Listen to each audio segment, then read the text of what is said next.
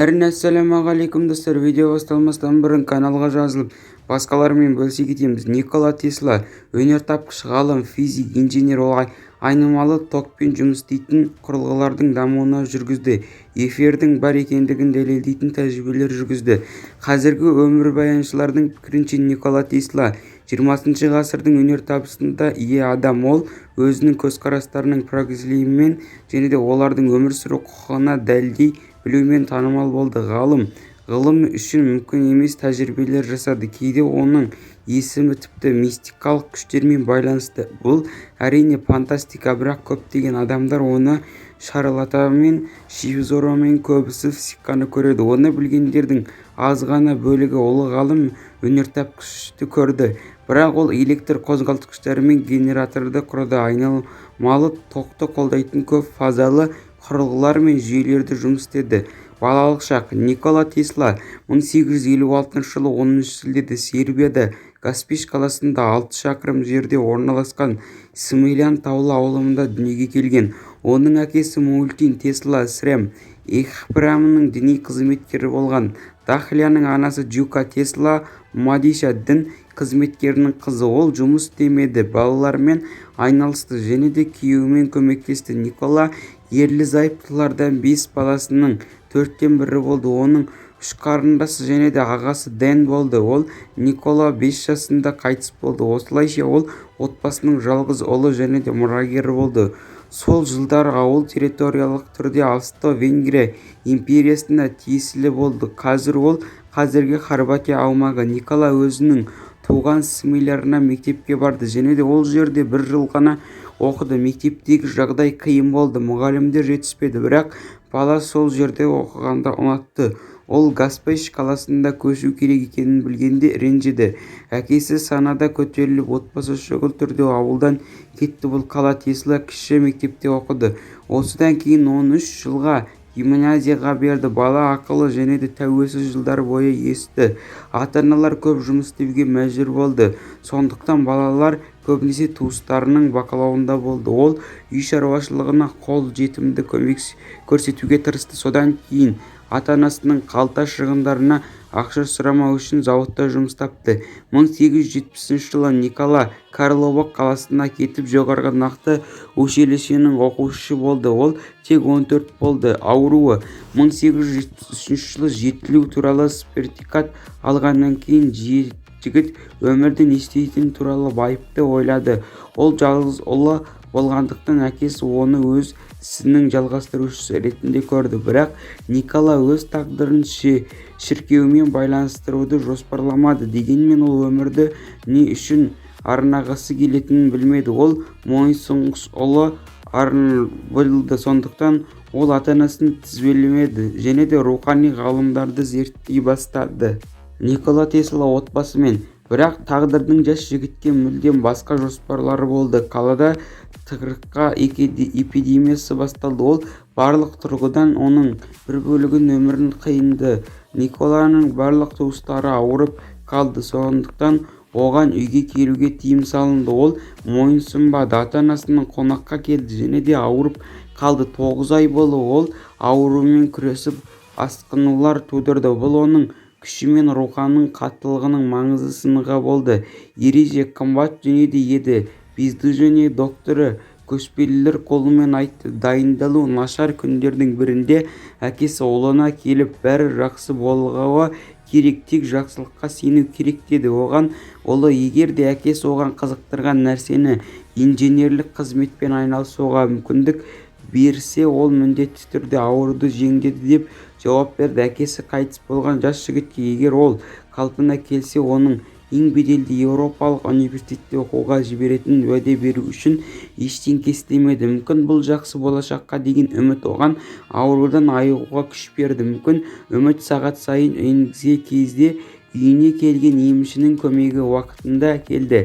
Әйел жігітке пайдалы әсер еткен бұршақтың отбарын дайындады және де көп ұзамай қалпына келді. Сондан кейін 3 жыл бойы Тесла тауларда жасырынып жүрді, өйткені оны әскерге шақыру керек еді. Бірақ ол әлі сау емес еді. Тесла үшін ауру із қалдырмады. Ол қайтадан ауырып қалудан қорықты. Сондықтан ол үнемі қолын жуды. Үстелде қозғалатын шабындарды көргенде ол ыдыс-аяқтың өзгеруін талап етті. Ол сондай-ақ жарқылын көре бастады, соншалықты күшті және де жарқын. Олардың артында нарықты заттар көрінбеді. Содан кейін оның бұл ерекшелігі жұмыста көп көмектесті. Осы жарқын жарықпен бірге ол өзінің болашақ өнертабыстарын көрді. Оған жаңа құрылғыны елестету, оны шындыққа ауыстыру туралы ойлар жергілікті болды. Өйткені жұмысқа толық дайын құрылғы пайда болды. Ол кезде бұл нағыз керемет еді. Енді мұның бәрін компьютерлік бағдарламалардың көмегімен жасауға болады. Оқу.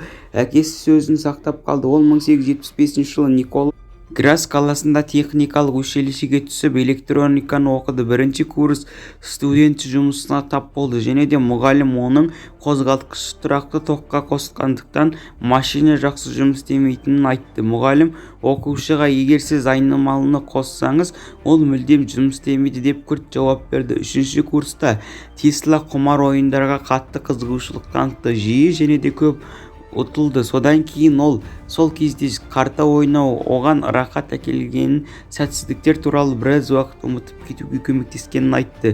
Никола жеңген жағдайлар болды. Содан кейін ол барлық ақшаны жоғалтқандар арасында болды. Ол эксриктің даңқына ие болды.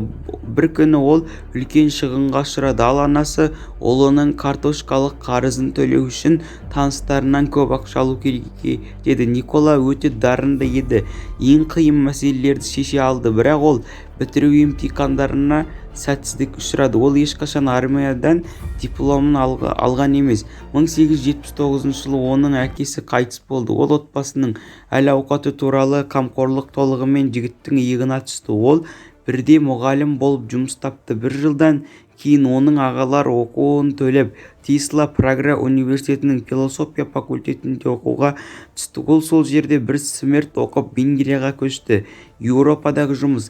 1881 жылы жас жігіт Будапештте тұрып, орталық телеграфтың инженерлік бөліміне сызғыш және де дизайнер ретінде жұмысқа орналасты. Енді ол прогрессивті өнертабысты тығыныш зерттей алды. Ол өз эксперименттерін жасай алды және де өз идеяларын жүзеге асыра алды. Ол айнымалы ток қолданатын электр қозғалтқышын ойлап табуды мақсат етті. Никола Теслаға барлық бір фазалы және көп фазалы қозғалтқыштар мен жүйелік модификацияларының өнертапқышы болу үшін 2 айдан аз уақыт қажет болды. Бұл нағыз жетістік, өйткені қазіргі энергияны алыс қашықтыққа тасымалдауға, жақсартыру құрылғыларына, зауыттық машиналарға және де тұрмыстық электр құрылғыларына ток беруге болады.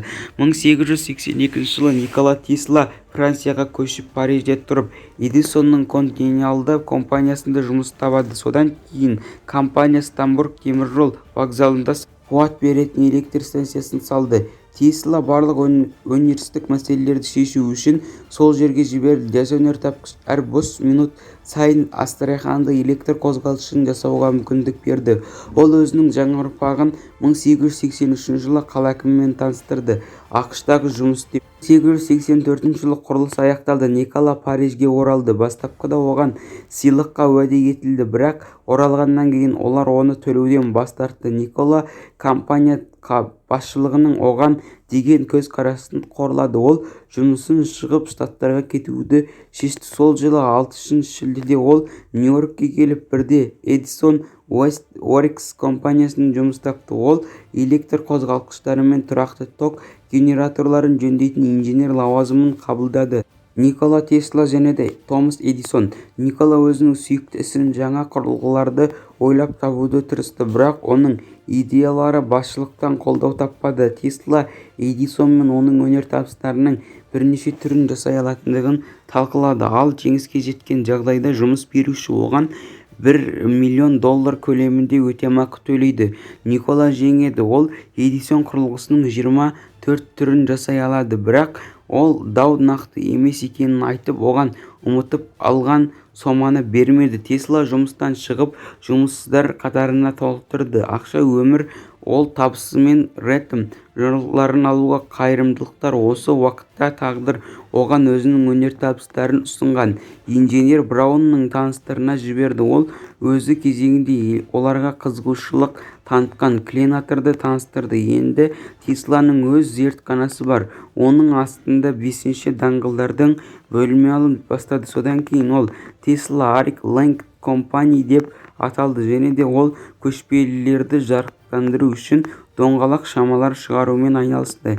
1888 жылы Тесла Джордж Вестбрукпен келісімшарт жасасты. Американдық бірнеше патенттердің сондай-ақ дайын өнімдердің бүкіл партиясының доңғалақ шамаларын сатып алушы болды. Джордж тағдырының оны гениймен бірге алып келгенін жақсы түсінді. Ол Николаға барлық патенттерді сатуды ұсынды және де ол келіседі. Сонымен қатар кәсіпкер Теслаға оның зертханасында жұмыс істеуді ұсынды. Никола бас тартты. Ол өзінің бостандығын өте жоғары бағалады. 1888 жылы 1895 жылға дейін кезең өнертапқыштардың өмірбаяндарының ең жемісті болды. Ол жоғарғы жиілікті магнит өрістерін зерттеумен айналысты.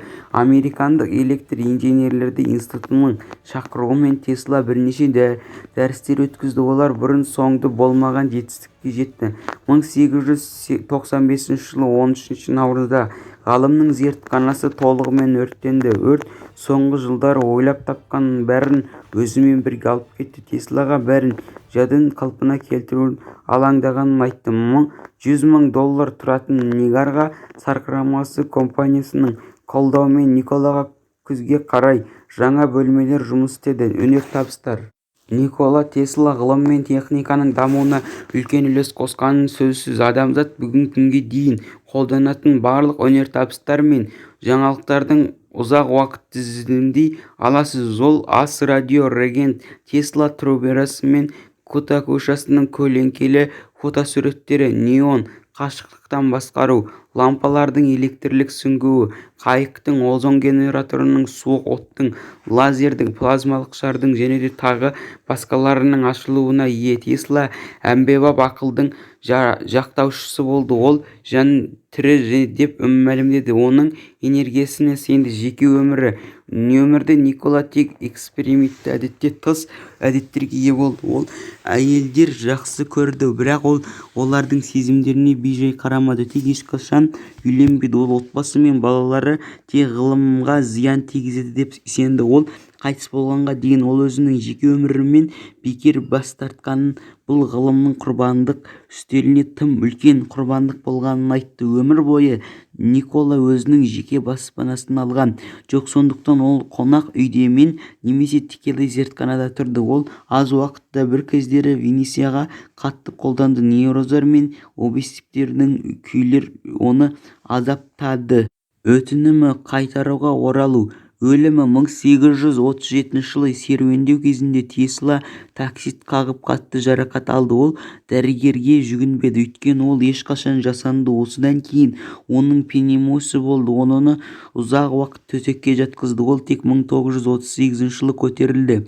Никола Тесланың қабірі мен ескерткіші. Никола Тесла 1943 жылы 7 қаңтарда болған жоқ. Ол Нью-Йорк қонақ үйінде қайтыс болды және де оның мазамалауы сұрап ескерткішінің белгілеріне қайшы келген қызметті тапты. Ғалымның өлімі себебі коронарлық тромбоз болды. 12 қаңтарда оның денесі Кремльдағы ұлы өнертапқыштардың демалу орны Нью-Йорктегі Ферникул зиратында болды. Ол 1957 жылы оның күлі салынған урна Белград қаласындағы Никола Тесла мұражайына қойылды.